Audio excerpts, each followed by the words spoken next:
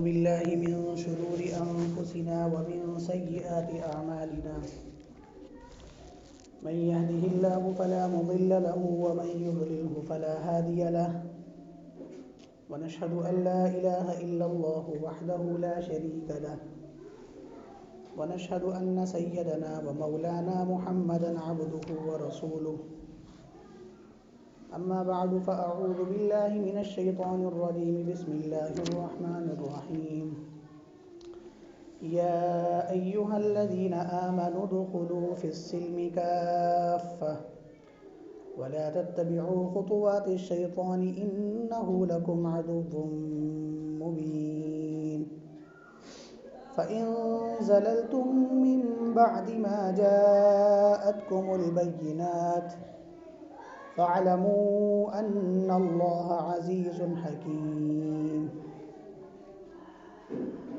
وقال النبي صلى الله عليه وسلم لا يؤمن أحدكم حتى يكون هواه تبعا لما جئت به أو كما قال صلى الله عليه وسلم اللهم صل على محمد وعلى آل محمد كما صليت على إبراهيم وعلى آل إبراهيم إنك حميد مجيد اللهم بارك على محمد وعلى آل محمد كما باركت على إبراهيم وعلى آل إبراهيم إنك حميد مجيد.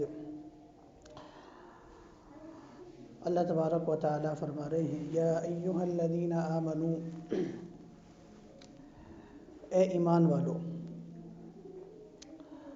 ادخلوا فی السلم کافہ، اسلام میں پورے کے پورے داخل ہو جاؤ. ولا تتبعوا خطوات الشیطان، شیطان کے نقش قدم پر چلنے کی کوشش بالکل نہ کرو. انہ لکم عدو مبین، کیونکہ شیطان تمہارا بہت کھلا، واضح اور صاف ستھرا دشمن ہے. شیطان کی دشمنی جو انسان کے ساتھ، اس مسلمان کے ساتھ ہے، اس میں کوئی شبہ نہیں ہے.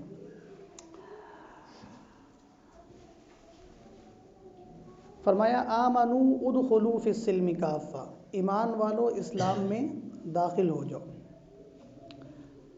حالانکہ جب ہم کلمہ پڑھتے ہیں لا الہ الا اللہ محمد الرسول اللہ، تو یہ پڑھ کے تو بندہ اسلام قبول کر لیتا ہے نا، اسلام میں آ جاتا ہے، مسلمان شمار ہوتا ہے، ایمان والا شمار ہوتا ہے. تو پھر یہ بات ایمان والوں سے کہنا کہ ایمان والوں اسلام میں پورے کے پورے داخل ہو جاؤ، حالانکہ کلمہ پڑھ کر وہ پہلے سے ہی اسلام میں داخل ہو چکا ہے، ایمان والا بن چکا ہے. تو اللہ کا یہ ارشاد کلمہ پڑھنے والوں کو جو پہلے ہی سے اسلام میں داخل ہو چکے ہیں، مومن کہلاتے ہیں، اللہ تعالیٰ کو ان سے یہ گفتگو کرنے کا کیا مقصد ہے کہ اللہ ان کو تلقین فرما رہے ہیں کہ اسلام میں داخل ہو جاؤ کافتاً، پورے کے پورے. اس کا جو بنیادی مقصد ہے وہ یہ ہے کہ اللہ تعالیٰ یہ سمجھانا چاہتے ہیں کہ ایک مسلمان کے لیے صرف زبان سے کلمہ پڑھنا کافی نہیں ہے. ایک مسلمان کے لیے صرف زبان سے یہ کہنا کہ اللہ میرا معبود ہے اور حضرت محمد صلی اللہ علیہ وسلم میرے نبی اور میرے رسول ہیں، میں اللہ کی ذات پر ایسا ایمان رکھتا ہوں کہ اللہ کے ساتھ کسی کو شرک نہیں کرتا، شریک نہیں کرتا، میں رسول اللہ صلی اللہ علیہ وسلم کی نبوت اور ختم نبوت پر ایمان رکھتا ہوں، اس عقیدے کے ساتھ کہ حضور نبی کریم صلی اللہ علیہ وسلم کے بعد کسی قسم کا کوئی نبی نہیں آئے گا. اللہ تعالیٰ فرما رہے ہیں صرف زبان سے یہ کہنا اور دل میں اس کی تصدیق کرنے سے آپ مکمل اور کامل مسلمان نہیں بن جاتے، بلکہ اب اس کلمے کے بعد آپ کو اسلام میں پورا کا پورا داخل ہونے کی محنت اور فکر کرنی ہے.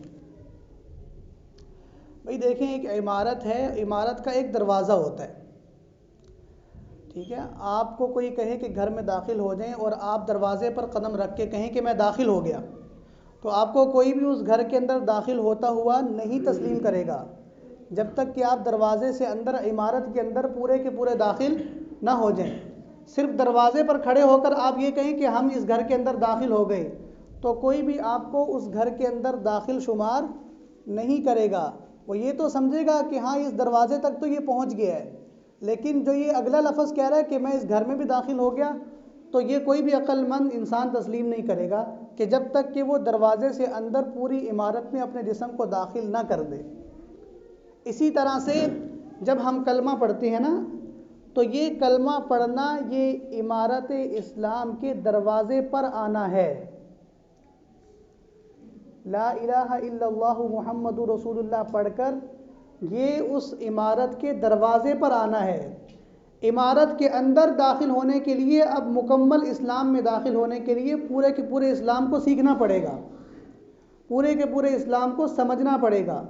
جب تک کہ پورے کے پورے اسلام کو سیکھیں گے نہیں، سمجھیں گے نہیں، تو ہم دروازے پر ہی کھڑے ہیں، تو دروازے والے کا کوئی بھی تصور نہیں کر سکتا کہ یہ باہر ہے یا اندر ہے۔ دیکھیں آج کل جو ہماری کیفیت ہے مسلمانوں کی، وہ یہی کیفیت ہے کہ ہمیں ہماری شکل و صورت کو، ہمارے معاملات کو دیکھ کر کوئی انسان یہ جج نہیں کر سکتا کہ یہ مسلم ہے یا غیر مسلم ہے، جب تک کہ ہم زبان سے ان کو نہیں بتا دیں گے کہ ہم نے کلمہ پڑھا ہے۔ آپ ایک یہودی کو کھڑا کر دیں اور ایک تھڑے پر بیٹھے ہوئے نوجوان کو آپ کھڑا کر دیں، دونوں کی شکل و صورت ایک جیسی ہوگی، دونوں کے اندر زندگی کے 99% جو اعمال ہیں وہ ایک جیسے ہوں گے۔ جب تک کہ وہ بتائے گا نہیں کہ میں کلمہ پڑھنے والا ہوں، تب تک کوئی فرق نہیں کر سکتا کہ ہاں جی یہ مسلمان ہے۔ تو ہم ابھی دروازے پر کھڑے ہوئے ہیں کلمہ پڑھ کر۔ اللہ تعالیٰ کا تقاضا کیا ہے کہ صرف دروازے پہ نہیں بلکہ عمارت میں داخل ہو جاؤ، سر کے بالوں سے لے کر پاؤں کے ناخنوں تک اپنے وجود کو، اپنے جسم کو اس عمارت میں مکمل داخل کرو، تب سمجھا جائے گا کہ آپ پورے کے پورے مسلمان ہیں اور اسلام میں داخل ہو چکے ہیں۔ یہ تو نہیں ہے کہ زبان سے آپ جو ہے وہ صرف کلمہ پڑھ کر تو اقرار تو کر رہے ہیں، لیکن آپ کی شکل و صورت، آپ کی زندگی کے سارے معاملات، وہ سارے کے سارے اسلام مخالف ہیں، اسلام کی تعلیمات کے مخالف ہیں، رسول اللہ صلی اللہ علیہ وسلم کی تعلیمات اور آپ صلی اللہ علیہ وسلم کی سیرت اور صورت کے مخالف ہیں۔ تو یہ ہم دنیا والوں کو تو دھوکہ دے سکتے ہیں، دنیا والوں کو تو ہم یہ یقین کروا سکتے ہیں کسی نہ کسی طرح زبان سے کہہ کر، لیکن اللہ تعالیٰ کہہ رہے ہیں وَمَا يَخْدَعُونَ يُخَادِعُونَ اللَّهَ وَالَّذِينَ آمَنُوا وَمَا يَخْدَعُونَ إِلَّا أَنفُسَهُمْ وَمَا يَشْعُرُونَ۔ آپ کسی کو تو دھوکہ دے سکتے ہو لیکن اللہ کو دھوکہ نہیں دے سکتے۔ کیوں؟ اس لیے کہ ان اللہ لا ينظر الى صورکم واعمالکم، اللہ تعالیٰ آپ کی صورتوں کو، آپ کے مال و جائیداد کو نہیں دیکھ کر فیصلہ کرتے، ولکن ينظر الى قلوبکم واعمالکم، اللہ کی نگاہ آپ کے دل پر ہوتی ہے، آپ کے دل میں کیا چل رہا ہے۔ تو اللہ تبارک و تعالیٰ اس دل کو دیکھ کر پھر اللہ تبارک و تعالیٰ فیصلہ فرماتے ہیں ہاں یہ بندہ اس کیٹیگری میں شامل ہوتا ہے۔ منافقین جو تھے نا رسول اللہ صلی اللہ علیہ وسلم کے زمانے نبوت میں، جن کے بارے میں سورہ منافقون نازل ہوئی، تو ان کی جو شکل و صورت تھی وہ صحابہ جیسی تھی، داڑھیاں بھی رکھتے تھے، پگڑیاں بھی ہوتی تھی ان کی، اور لباس بھی ان کا مسلمانوں جیسا ہوتا تھا، نماز بھی مسجد نبوی میں پڑھتے تھے، رسول اللہ صلی اللہ علیہ وسلم کی امامت میں پڑھتے تھے، آپ صلی اللہ علیہ وسلم کی جو مجالس لگا کرتی تھی دینی اعتبار سے مسجد نبوی میں، ان میں شریک ہوا کرتے تھے، تو وہ شکل و صورت کے اعتبار سے بالکل عام مسلمانوں کی طرح ان کا حلیہ بھی تھا، ان کے معمولات بھی تھے، عام آدمی ان کو مسلمان ہی سمجھ رہا تھا، یہاں تک کہ رسول اللہ صلی اللہ علیہ وسلم بھی ان کو مسلمان سمجھتے تھے اور ان کو اپنا سمجھتے تھے۔ لیکن بیچ میں سے وہ ایسے ایسے کام کرتے تھے جس سے موقع پر مسلمانوں کو نقصان پہنچتا تھا. تو اب تلاش میں ہوتے تھے کہ بھئی یہ کون ایسے معاملات کو خراب کون کرتا ہے، معاملات کو بگاڑتا کون ہے، یہ خبریں دائیں بائیں پہنچاتا کون ہے. کیونکہ مجلس میں جتنے بھی ساتھی بیٹھے ہوئے ہیں سب کی شکل و صورت ایک جیسی ہے، کسی کو جج نہیں کر سکتے آپ کہ یہ غیر مسلم ہے اور یہ مسلم ہے، یہ اپنا ہے یہ پرایا ہے. تو اللہ تبارک و تعالیٰ نے سورہ منافقون نازل فرمائی. اذا جاءک المنافقون قالوا نشہد انک لرسول اللہ، فرمایا کہ اے میرے نبی حضرت محمد مصطفیٰ صلی اللہ علیہ وسلم، یہ آپ کے پاس منافقین آتے ہیں اور منافقین آپ کو آ کر کہتے ہیں کہ نشہد انک لرسول اللہ، یعنی آپ کے پاس آ کر کلمہ پڑھتے ہیں اور اس بات کی گواہی دیتے ہیں کہ اے محمد صلی اللہ علیہ وسلم آپ ہی اللہ کے رسول ہیں. اللہ نے فرمایا واللہ یشہد ان المنافقین لکاذبون، جب وہ یہ بات کہہ رہے ہوتے ہیں تو اللہ یہ بات بخوبی جانتا ہے کہ یہ جو کہہ رہے ہیں یہ اپنے قول میں جھوٹے ہیں، یہ آپ سے جھوٹ بول رہے ہیں. انہوں نے بظاہر حلیہ تو بنایا ہوا ہے صحابہ جیسا آپ کی تعلیمات کے مطابق، لیکن اللہ کی نگاہ حلیوں پر نہیں ہوتی، اللہ کی نگاہ کس پر ہوتی ہے؟ دل پر ہوتی ہے. تو فرمایا کہ ان کے دل کو اللہ پڑھ رہے ہیں کہ یہ آپ کے نہیں بلکہ پرائے ہیں، یہ آپ کے اندر وہ لوگ چھپے ہوئے ہیں جو آپ کے کاموں کو خراب کرتے ہیں، جو آپ کی تعلیمات کے خلاف جاتے ہیں باہر، یہاں پر کچھ اور یہاں پر سنتے ہیں، باہر جا کر اس کے مخالف چلتے ہیں. اللہ نے ان کو بتایا. لیکن آج کل کے دور میں دیکھیں، اس وقت منافقین مسلمان اور غیر مسلم سارے ایک جیسے. پھر قرآن نازل ہو گیا، قرآن میں اللہ تبارک و تعالیٰ نے نشاندہی فرما دی کہ فلاں بندہ اس کی داڑھی بھی ہے، وہ سر پر پگڑی بھی باندھتا ہے اور اس کا لباس بھی مسلمانوں جیسا ہے، لیکن اے میرے نبی حضرت محمد صلی اللہ علیہ وسلم یہ بندہ منافق ہے، یہ مسلمان نہیں ہے. اس دور کے اندر یہ صورتحال چل رہی تھی. اور آج کے دور کے اندر ہم دیکھیں تو صورت اور سیرت تو اللہ تعالیٰ فیصلہ کرتے ہیں نا. بظاہر جو صورت ہے اس وقت جو صورت تھی وہ بھی مسلمانوں جیسی تھی، اور آج مسلمانوں کی غیر مسلموں کی ایک جیسی، اور آج بھی جو صورت ہے وہ مسلمانوں کی اور غیر مسلموں کی 99% ایک جیسی ہے. بھئی نبی کریم صلی اللہ علیہ وسلم کی جو صورت مبارکہ ہمارے سامنے آتی ہے، کیا مسلمانوں کی 95-96% صورت ایسی ہیں جیسی رسول اللہ صلی اللہ علیہ وسلم کی صورت تھی؟ نبی کریم صلی اللہ علیہ وسلم کا جو لباس ہوا کرتا تھا، کیا 95-96% مسلمانوں کا لباس ایسا ہے جیسے رسول اللہ صلی اللہ علیہ وسلم کا ہوتا تھا؟ اگر اس وقت قیامت قائم ہو جائے اور ایک مسلمان کو رسول اللہ صلی اللہ علیہ وسلم کے امتیوں میں کھڑا کیا جائے اور اس کے مخالف غیر مسلموں کو کھڑا کیا جائے تو یہ مسلمانوں کی حضور صلی اللہ علیہ وسلم کی امت میں کھڑا ہوا امتی یہ صاف نظر آئے گا کہ یہ حضور کا نہیں بلکہ حضور کے پرائے غیر لوگ ہیں ان کا ہے، کہ اس کی شکل و صورت تو آپ صلی اللہ علیہ وسلم کے ساتھ بھی نہیں ملتی، رسول اللہ صلی اللہ علیہ وسلم کی امتیوں کے ساتھ بھی نہیں ملتی.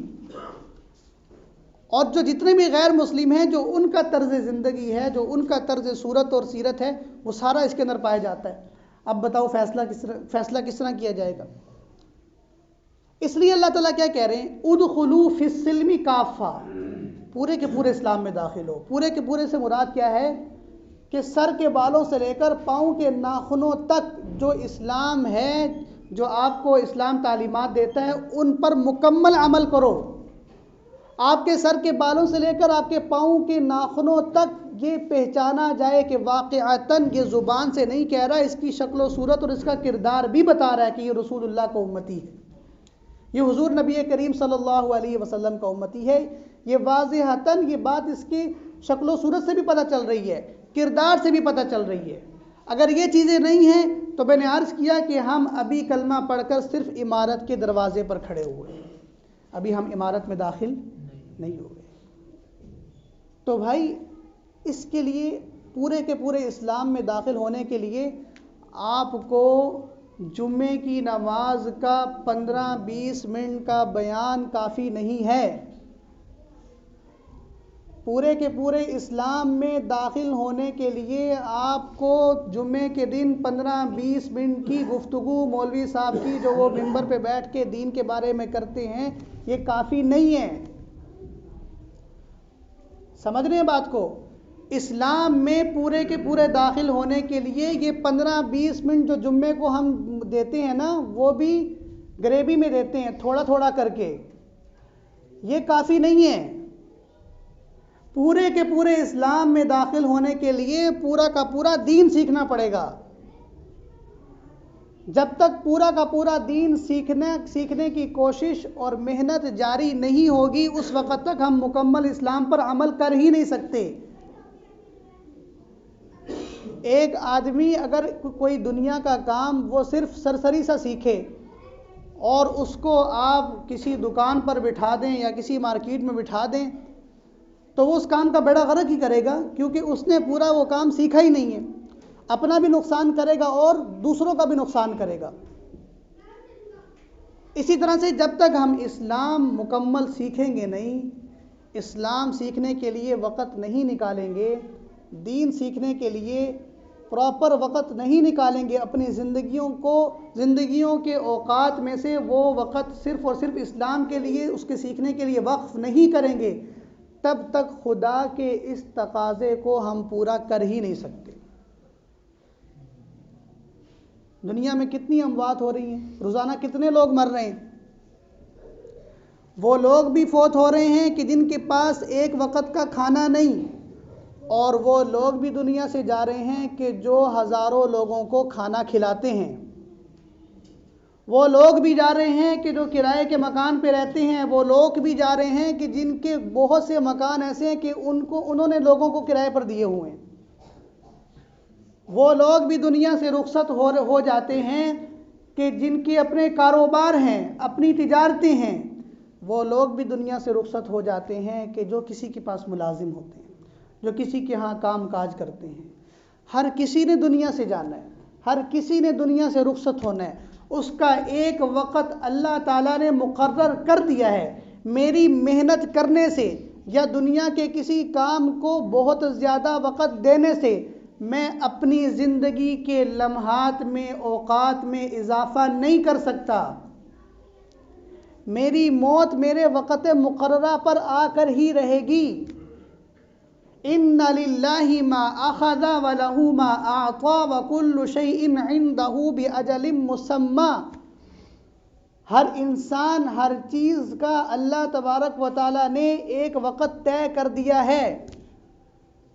جب ہمیں پتہ ہے کہ ہماری موت وقت پر آ جانی ہے تو پھر ہم اپنے اوقات کو ایک ہی ایسی چیز پر کیوں لگا رہے ہیں کہ جس کا دنیا میں اور آخرت میں ہمیں کوئی فائدہ ملنے والا ہی نہیں ہے.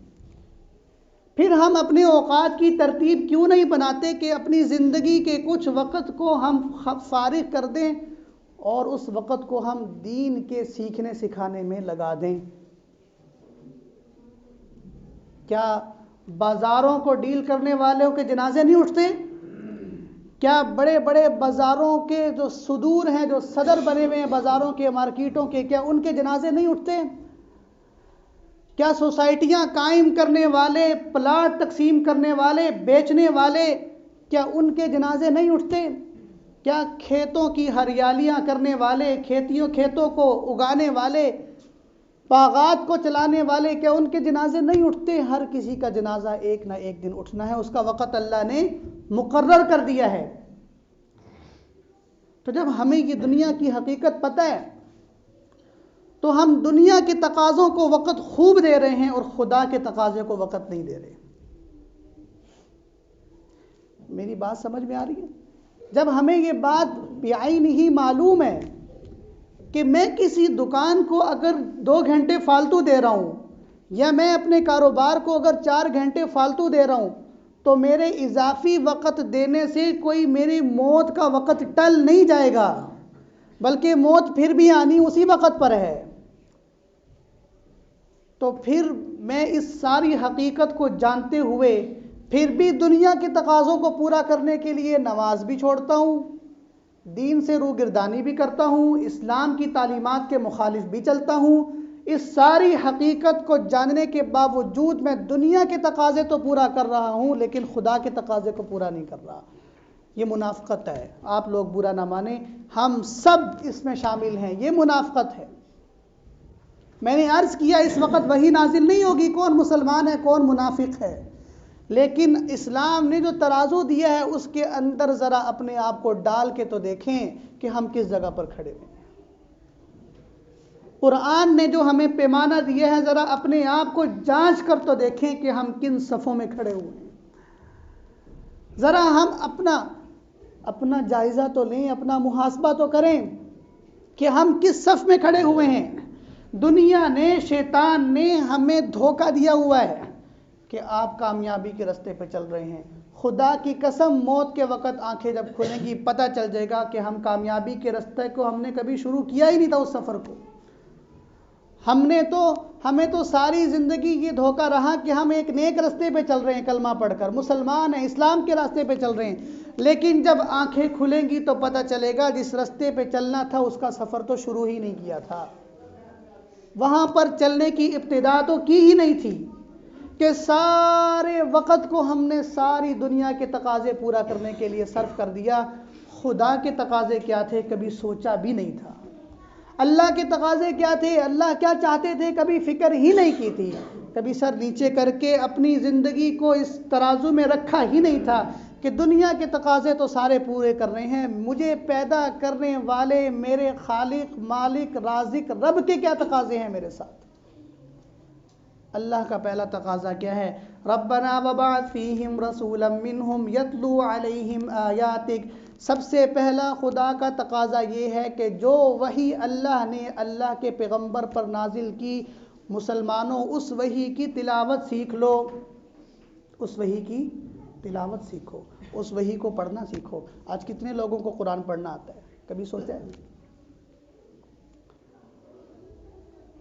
وہ جب چھٹی پانچویں میں پڑھتے تھے، چوتھی میں پڑھتے تھے تو قاری صاحب کے پاس آ کر خانہ پوری کرنے کے لیے قرآن ناظرہ پڑھا تھا بس۔ اس کے بعد میری آپ کی ساری زندگی دنیا پر ایسی قربان ہوئی ہے کہ ہم نے سارے دین کو دنیا پر قربان کر دیا۔ ہونا کیا چاہیے تھا کہ اس دین پر ہماری دنیا قربان ہوتی، لیکن ہو کیا رہا ہے کہ اس دین پر ہماری دنیا قربان ہونے کے بجائے اس دنیا پر ہمارا دین قربان ہو رہا ہے۔ اللہ کا پہلا تقاضا یہ ہے کہ میرے کلمہ پڑھنے والے کو میری ذات سے نکلا ہوا کلام پڑھنا آنا چاہیے۔ نبوت کے جو مقاصد ہیں نا، نبی کو جو اللہ نے دنیا میں بھیجا ہے، ان مقاصد نبوت میں سب سے پہلا مقصد نبوت کیا اللہ نے بیان کیا؟ اے میرے نبی حضرت محمد مصطفیٰ صلی اللہ علیہ وسلم، جو کلمہ پڑھ رہا ہے اس کو پہلے قرآن پڑھنا سکھاؤ، اس کو اللہ کی وحی اپنی زبان سے پڑھنی آئے، جب پڑھنی آئے گی پھر سیکھنے کا پھر شوق پیدا ہوگا نا۔ ایک آدمی کو کسی زبان کی سمجھ ہی نہیں ہے تو وہ کیا آگے کے معاملات کو جانے گا؟ یہاں کا چائنا کا جو ہے نا وزیر خزانہ آئے اور یہاں پر ہمیں جو ہے نا وہ اپنی زبان میں معیشت پر لیکچر دے، وہ تو ہمیں تو اس کی زبان ہی نہیں پتا، بھئی وہ تو چنگ چونگ شنگ پونگ کر کے بھاگ جائے گا، اور ہمیں تو اس کی زبان ہی نہیں پتا تو اس کے مقصد کو کیسے ہم جانچیں گے؟ اسی طرح قرآن مجید عربی زبان میں نازل ہوا، اور ہمیں جب تک قرآن مجید کے الفاظ ادا کرنے نہیں آئیں گے تب تک ہمیں کیا پتہ لگے گا کہ اللہ ہم سے کیا کہہ رہے ہیں؟ جب تک ہمیں یہ نہیں پتہ چلے گا کہ اللہ ہم سے کیا کہہ رہے ہیں، اس وقت تک ہم خدا کے اس تقاضے کو پورا نہیں کر سکتے کہ اللہ کہہ رہے ہیں اسلام میں پورے کے پورے داخل ہو جاؤ۔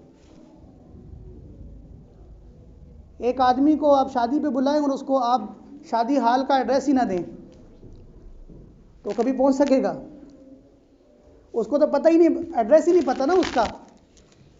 بے شک آپ اس کو کارڈ بڑے اہتمام سے دیں جا کر، لیکن آپ نے کارڈ پہ ایڈریس ہی نہیں لکھا ہوا، اس کو بتایا بھی نہیں، تو کارڈ جتنا بھی مرضی خوبصورت ہو لیکن جب تک اس کو ایڈریس معلوم نہیں ہے وہ اپنی منزل پر نہیں پہنچ سکتا. اسی طرح انسان جتنا بھی مرضی دنیاوی اعتبار سے خوبصورت ہو، سب کچھ ہو، اس کے پاس دنیا کی ساری نعمتیں ہوں، لیکن جب اس کو اللہ تعالیٰ کی طرف منزل مقصود کا ایڈریس ہی نہیں پتا تو وہ اس کی خوبصورتی بے شک ضائع ہے ساری، اس کا سارا، اس کا جاہ و جلال سب بیکار ہے. تو اللہ کے تقاضے کو پورا کرنے کے لیے کہ اللہ کہہ رہے اسلام میں پورے کے پورے داخل ہو جاؤ، تو ہم ابھی پورے کے پورے داخل نہیں ہوئے، ابھی ہم دروازے پہ کھڑے ہوئے. پورے کے پورے داخل ہونے کے لیے اللہ کیا کہہ رہے ہیں؟ سب سے پہلے آپ کو کیا کرنا پڑے گا جی؟ قرآن مجید کی تلاوت سیکھنی پڑے گی. قرآن مجید کو پڑھنا آپ کو آنا چاہیے. ہمارے ہاں قرآن اللہ معاف کرے کیسے پڑھتے ہیں ہم، کہ حدیث میں آتا ہے کہ بعض وہ لوگ جو قرآن کو بغیر سیکھے پڑھتے ہیں یا بغیر جو ہے نا وہ رعایت کرتے پڑھتے ہیں، بجائے اس کے کہ قرآن کا ان کو ثواب ملے، قرآن ان پر لعنت کر رہا ہوتا ہے. ایک آدمی ہے کہ جو سیکھ رہا ہے، جو باقاعدہ اپنی مصروفیات میں سے وقت نکالتا ہے اور باقاعدہ وہ قرآن کو روزانہ اٹھاتا ہے، کسی معلم سے اس کو پڑھتا ہے، سیکھتا ہے. اب یہ سیکھنے والا اگر غلط پڑھے گا تو حدیث یہ کہتی ہے کہ اس کو غلط پڑھنے پر بھی ثواب ملے گا. وجہ کیا ہے؟ سیکھ رہا ہے، وقت نکالتا ہے. اللہ تعالیٰ کسی بھی انسان کو کے وقت کو جو وہ اللہ کو دیتا ہے اللہ اس کو ضائع نہیں فرماتے. ایک انسان وقت دے رہا ہے، سیکھ رہا ہے، سیکھنا چاہ رہا ہے، لیکن جب وہ پڑھتا ہے پھر غلطی کر دیتا ہے، پڑھتے ہوئے اٹک رہا ہے، زبان اس کی اٹک رہی ہے، تو اللہ کے نبی خوشخبری دے رہے ہیں کہ اللہ اس کو پڑھنے کا ثواب بھی عطا فرما رہے ہیں اور اللہ اس کو اس کے اٹکنے پر اور غلط پڑھنے پر بھی کیا کر رہے ہیں؟ ثواب نصیب فرما رہے ہیں. وجہ کیا ہے؟ کہ اس بندے نے وقت نکالا ہے، سیکھنے کی کوشش تو کر رہا ہے نا. لیکن ایک جو ہم نے پڑھا تھا وہ جو سن 65 میں 75 میں 85 میں نے نہیں، آپ لوگوں نے پڑھا ہوگا، تو اس وقت میں جو پڑھا تھا اس کے بعد پھر پتہ ہی نہیں ہے کہ یار قرآن بھی کوئی ہماری زندگی میں اللہ تبارک و تعالیٰ نے ایک کتاب نازل کی ہے، اس کو بھی ہمیں سیکھنا یا پڑھنا چاہیے. اب اکثر ساتھی اعتکاف میں بیٹھتے ہیں نا، تو پھر اعتکاف میں تو سب سے بہترین عبادت کیا ہے؟ تلاوت. 30 پاروں کی آپ روزانہ تلاوت کا معمول بنائیں، آپ کو اعتکاف کا پتہ ہی نہیں چلے گا. یہاں پر جو ساتھی اعتکاف میں بیٹھتے ہیں وہ ایسے بھی ہمیں نظر آئے کوئی سوٹے لگا رہے ہوتے ہیں اعتکاف میں بیٹھ کر. تو وہ اعتکاف میں آتے ہیں مسجد میں ثواب کی نیت سے، ان بیچاروں کو کچھ پتہ ہی نہیں ہوتا کہ کیونکہ انہوں نے قرآن کو ان کو آتا ہی نہیں ہے پڑھنا، کبھی سیکھا ہی نہیں ہے. تو امام کے ساتھ جو ہے نا وہ نمازیں تو پڑھ لیں، 5 نمازیں جماعت کے ساتھ، وہ تو پڑھنا آسان ہے، اور پھر تراویح بھی 1-2 دن پڑھتے ہیں، کیونکہ تراویح میں بھی قرآن، اب دیکھیں جس کو قرآن آتا ہوگا تو اسی کو تراویح پڑھتے ہوئے مزہ آئے گا، اسی کو تراویح میں لطف آئے گا، کیونکہ اس کو قرآن سے واقفیت ہے. جس کو نہیں آتا وہ کہے گا یہ مولوی 1.5 گھنٹہ پتہ نہیں یہیں کھڑا ہوتا ہے تو یہ تھکنے کی ضرورت کیا ہے. تو وہ پھر اس وقت کو بھی پھر کیا کرتے ہیں؟ کسی اور عمل میں لگاتے ہیں. مسجد میں آ کر بھی وقت ضائع ہو جاتا ہے، اس سے بڑی بربادی اور ہے کیا کہ مسجد میں آئے اور وقت ہمارا کام کا نہیں بنا، اس سے بڑی بد نصیبی اور بدبختی اور ہے کیا. لوگ آتے ہیں جی پھولوں کے ہار چڑھاتے ہیں، ٹھیک ہے، وہاں سے چاچا بھی آ گیا، تایا بھی آ گیا، ماما بھی آ گیا، اور وہ گجرانوالے سے سفر کر کے آئے ہیں، بھی میرا بھانجا جو بھتیجا ہے وہ اعتکاف میں بیٹھا ہے، اس کو مبارکباد دینی ہے، ٹھیک ہے، فریسکو پہ رش لگ گیا، بھی سویٹ پیلس پہ رش لگ گیا، بھی مٹھائی ہمیں دینی اور کسی کو نہیں دینی، ہمارا بھانجا بھتیجا اعتکاف سے اٹھا ہے. اور 10 دن وہ بیچارہ یہاں پر کیا کر کے گیا ہے، یہ تو اللہ جانتے ہیں نا کہ اس کو کیا ملا ہے. تو بہترین عبادت مسلمان کو جو اللہ عطا فرما رہے ہیں وہ کیا ہے؟ نماز پڑھنے کے بعد آپ قرآن کی تلاوت کا معمول بنائیں. دیکھیں آج کل تو ہر قسم کی حجت اللہ تعالیٰ نے پوری کر دی ہے. پہلے لوگ ہم سے مسئلے پوچھتے تھے نا کہ جی ہم قرآن مجید جو ہے نا وہ اگر دکان میں جا کے رکھیں تو آپ کو پتہ ہے بے ادبی ہوتی ہے، کبھی کوئی گانے لگے ہوئے ہیں، کبھی کوئی گالیاں دے رہا ہے، تو قرآن وہاں پر پڑا ہوا ہے، پھر ڈسٹ ہوتی ہے، مٹی ہوتی ہے، پھر گرد جو ہے نا وہ قرآن پہ پڑتی ہے، اس طرح کے مسائل پوچھتے تھے۔ تو ہم جو ہے نا وہ قرآن پڑھنا چاہتے ہیں، تلاوت کرنا چاہتے ہیں، دکان پر حافظ تو ہم ہیں نہیں ہیں، لیکن قرآن اگر ہم جا کر دکان پہ رکھیں تو یہ ہمیں جو ہے مسائل پیش آتے ہیں، تو بے ادبی کا ہمیں شائبہ ہے۔ تو اللہ نے وہ حجت بھی پوری کر دی ہے، آپ جو آپ کے ہاتھ میں موبائل ہے جس پہ آپ ٹک ٹاک کی ویڈیوز دیکھ رہے ہوتے ہیں، اور آپ کے ہاتھ میں جو موبائل ہے جس میں آپ جو ہے نا یوٹیوب پہ ویڈیو دیکھ رہے ہوتے ہیں، اسی موبائل پر آپ قرآن مجید کی اپلیکیشن انسٹال کر کے اس پر قرآن کی تلاوت کر سکتے ہیں۔ اس زمانے میں تو اللہ نے کوئی حجت چھوڑی نہیں ہے، اور اسی زمانے کے لوگ اللہ سے دور ہو گئے۔ اس اندازہ لگائیں کہ پھر اللہ پکڑیں گے کتنا زبردست، کہ تمہارے لیے تو کوئی مشکل تھی نہیں، مشکل تو صحابہ کے لیے تھی۔ عبداللہ ابن عباس جو حضرت عباس کے بیٹے ہیں، حضرت عبداللہ جو چھوٹے تھے نا، رسول اللہ صلی اللہ علیہ وسلم جب کا وصال ہوا تو ان کی عمر چھوٹی تھی، تو انہوں نے ان صحابہ کو تلاش کرنا چاہا کہ جن صحابہ کے پاس رسول اللہ صلی اللہ علیہ وسلم کی احادیث زیادہ ہیں، لیکن وہ مدینہ میں نہیں رہتے تھے، مدینہ سے دور دور آبادیوں میں رہتے تھے، جہاں پر ان کے گھر تک سفر کرنے کے لیے 3 مہینے لگ جاتے تھے۔ تو حضرت عبداللہ فرماتے ہیں، حضرت عباس کے بیٹے، کہ میں ایک حدیث سیکھنے کے لیے 3 مہینے کا سفر کیا کرتا تھا، اور پھر جب ان کے گھر جاتا تو عرب میں تو صحرا تھے، میدان تھے، چٹیل میدان تھا، کوئی وہاں پر کوئی پبلک پارک تھوڑی بنے تھے یا ہوٹل تھوڑی بنے ہوئے تھے کہ فلاں جگہ آپ ہوٹل میں کھانا کھا لیں گے، فلاں پارک میں آپ جو ہے نا چلے جائیں گے، آپ کو رہائش بھی ملے گی۔ سب صحرا ہی صحرا ہے، اونٹوں کا اور گھوڑوں کا سفر ہے، وہ بھی نہیں ہے تو پھر پیدل سفر ہے۔ تو فرماتے ہیں کہ دن کے وقت جب میں کسی صحابی کے گھر جاتا اور دروازہ کھٹکھٹاتا اور پتہ چلتا کہ ابھی حضرت آرام فرما رہے ہیں، جن سے میں نے کوئی حدیث سیکھنی ہوتی تھی، اور پتہ چلتا کہ ابھی وہ آرام فرما رہے ہیں، تو چونکہ وہ میرے استاد بن جاتے ہیں نا، جب میں ان سے حدیث پڑھوں گا تو وہ میرے کیا بن جائیں گے؟ استاد۔ تو استاد کا ادب بھی تو شاگرد پر کیا ہوتا ہے؟ لازم۔ تو فرماتے تھے کہ جس سے میں نے حدیث پڑھنی ہوتی اس کے میں گھر جاتا، اور پھر گھر والے یہ کہتے کہ ابھی وہ آرام فرما رہے ہیں، تو میں یہ نہ کہتا، حالانکہ میری نسبت بہت بڑی ہے کہ میں رسول اللہ صلی اللہ علیہ وسلم کے چچا کا بیٹا ہوں، یہ نسبت بہت بڑی ہے، لیکن میں اس شبے سے کہ اس نے میرا استاذ بننا ہے، تو اس کو استاذ بننے سے پہلے بھی میری وجہ سے کوئی تکلیف نہ پہنچے، تو میں گھر والوں کو کہتا کہ آپ ابھی نہ اٹھائیں، جب وہ خود بیدار ہوں گے تو پھر میں ان سے حدیث سن لوں گا، حدیث پڑھ لوں گا۔ فرماتے ہیں میں گھروں کی دہلیزوں پر بیٹھا بیٹھا بعض اوقات مجھے ظہر سے عصر وقت ہو جاتا، عرب کی تپتی دھوپ میں بیٹھ کے میرا رنگ کالا ہو چکا تھا، اور ہوائیں چلتی تو وہ ساری گرد میرے بالوں کو سفید کر دیتی۔ جب کوئی وہ استاذ باہر آتے، وہ دیکھتے آپ کون، تو میں تعارف کرواتا، تو وہ بجائے اس کے کہ مجھے جو ہے وہ اگنور کرتے، بلکہ وہ میری عزت اور احترام کرتے کہ آپ صلی اللہ علیہ وسلم کی اولاد میں سے ہیں، کہ آپ کے خاندان میں سے ہیں، حضور کے چچا کے بیٹے ہیں، تو وہ عزت اور احترام کرتے، اور پھر وہ یہ کہتے کہ آپ ہمیں بتا دیتے، گھر والوں کو بتا دیتے تھے کہ آپ کون ہیں، تاکہ گھر والے ہمیں اٹھاتے، ہم آپ کو حدیث اسی وقت سکھا دیتے، آپ کو اتنا وقت صرف نہ کرنا پڑتا۔ لیکن حضرت فرماتے ہیں کہ نہیں، میں نے دین سیکھنے کے لیے پھر بھی یہ مشقت برداشت کی، کہ جس دین کو سیکھنے کے لیے میں مشقت برداشت نہیں کروں گا، قربانی نہیں دوں گا، وہ دین میرے سینے میں منتقل کیسے ہوگا؟ اس دور میں صحابہ نے دین سیکھا ہے، اور آج تو دین ہر کسی کے موبائل میں موجود ہے، کوئی مشکل نہیں ہے، لیکن ہم اتنا ہی دین سیکھنے سے کیا ہو گئے؟ دور ہو گئے۔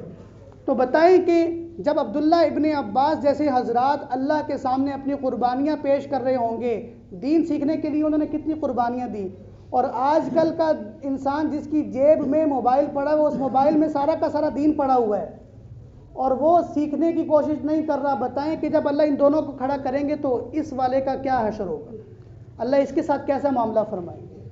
اس لیے فرمایا ادخلوا فی السلم کافہ، بھئی دین کے اندر کیا ہو جاؤ؟ اسلام کے اندر مکمل کے مکمل داخل ہو جاؤ، اور اس داخلے کے لیے پہلی منزل کیا ہے کہ رسول اللہ صلی اللہ علیہ وسلم پر اترنے والی جو وحی ہے قرآن مجید، ہر مسلمان کو اس وحی کی تلاوت کرنا بولے آنا چاہیے، ہر مسلمان کو اس وحی کی تلاوت کرنا آنا چاہیے۔